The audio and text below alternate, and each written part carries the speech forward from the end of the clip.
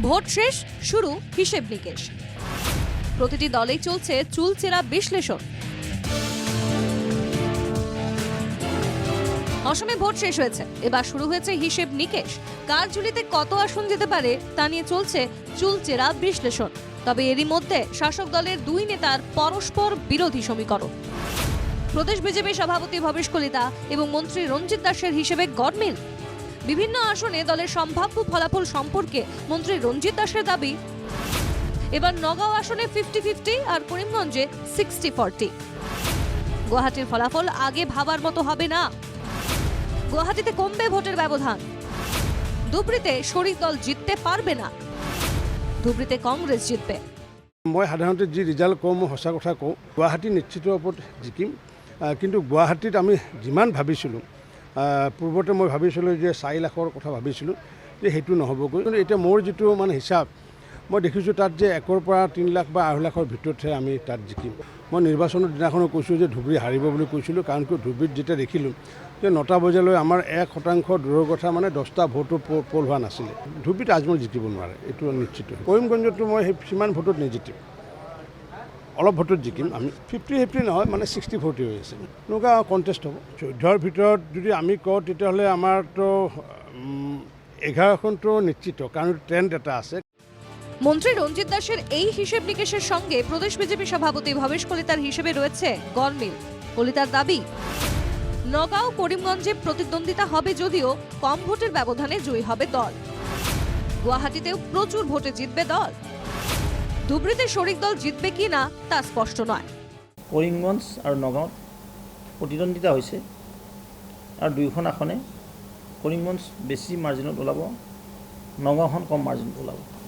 Guwahati clean contest প্ৰতিদ্বন্দ্বী নাই, যদিও কৈছিলে বহুত কিবা সন্মানৰ জনতাই, ভোটাৰ ৰাইজে ভাৰতীয় জনতা পাৰ্টীৰ সপক্ষে, মিত্ৰগোষ্ঠীৰ সপক্ষে বিপুল ব্যৱধানত আমাৰ প্ৰাৰ্থীক নিৰ্বাচিত কৰিছে। ধুবুৰী আসনখন এতিয়াও মানে ধূসৰ হৈ আছে, কোন জিতিব কোন হাৰিব। ধুবুৰী ধূসৰ, তাৰ বাদে 13 কংগ্ৰেছ শূন্য, মোটামুটি কংগ্ৰেছ শূন্য হ'ব।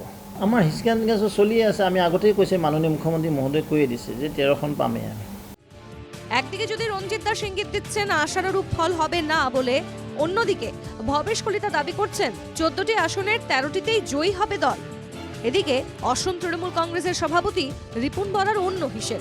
রিপুন বরার দাবি, অসমে বিজেপির চেয়ে একটি হলেও বেশি আসন পাবে বিরোধীরা।